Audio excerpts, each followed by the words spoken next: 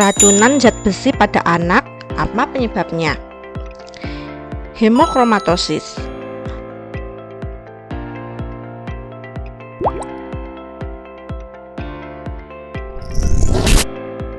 Zat besi memang sangat penting dan dibutuhkan untuk tumbuh kembang anak.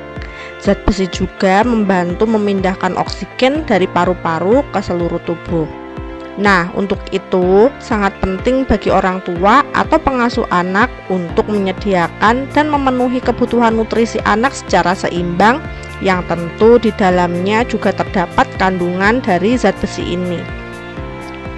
Nah, meski demikian, perlu diperhatikan ternyata selain manfaat yang begitu besar dari zat besi ini, ada kondisi di mana zat besi yang terlalu berlebihan di dalam tubuh juga tidak bagus bagi kesehatan. Masalah ini disebabkan oleh kegagalan tubuh untuk menyerap zat besi sesuai dengan kebutuhan ini. Nah, sehingga terjadi kelebihan zat besi di tubuh, terutama yang berada di organ hati. Salah satu kondisi yang menyebabkan zat besi terlalu banyak yaitu hemochromatosis.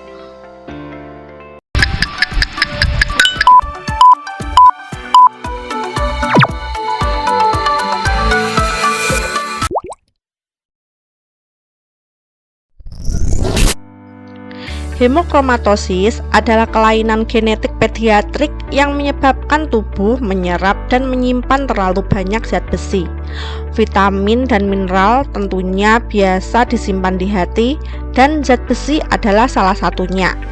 Namun, terlalu banyak zat besi yang disimpan di hati dapat merusaknya dan menyebabkan masalah kesehatan seperti hepatitis, infeksi hati akibat virus, dan zat besi yang berlebihan juga disimpan di organ jaringan lain, terutama jantung, pankreas, yang juga dapat menyebabkan kerusakan pada organ-organ ini.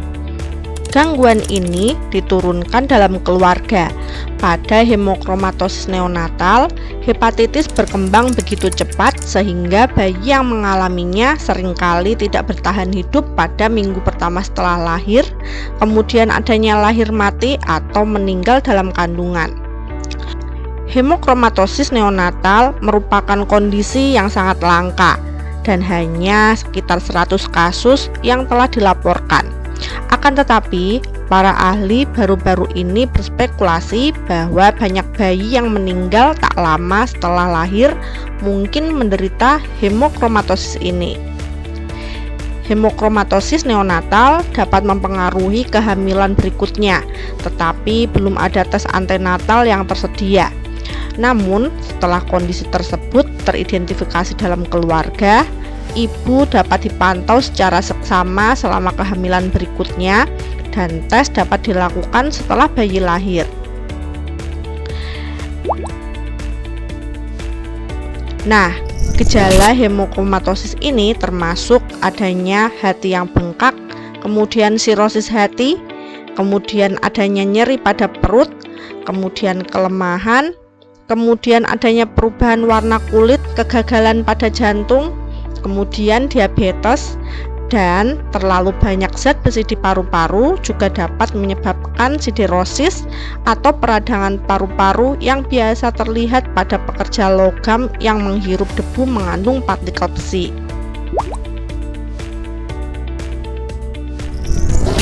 Bayi dengan hemochromatosis neonatal seringkali sakit parah saat lahir. Jadi, dokter segera melakukan tes untuk menyingkirkan atau memastikan diagnosis ini. Nah, tes diagnosis hemochromatosis dapat meliputi yang pertama adanya lab tes darah untuk memeriksa fungsi hati, kemudian yang kedua tes untuk memeriksa hati dengan adanya CT scan perut atau jenis sinar X yang menggunakan komputer untuk membuat gambar bagian dalam tubuh, kemudian dengan pemindaian MRI pada perut atau tes yang menggunakan gelombang magnetik untuk membuat gambar bagian dalam tubuh, kemudian dengan melakukan biopsi hati atau dengan pengambilan sampel jaringan hati untuk diperiksa, dan juga dengan melakukan ultrasonografi, yaitu tes yang menggunakan gelombang suara untuk memeriksa hati. Nah, tes berikutnya yaitu yang ketiga, pengujian genetik untuk memverifikasi keberadaan cacat genetik yang menyebabkan hemokromatosis ini.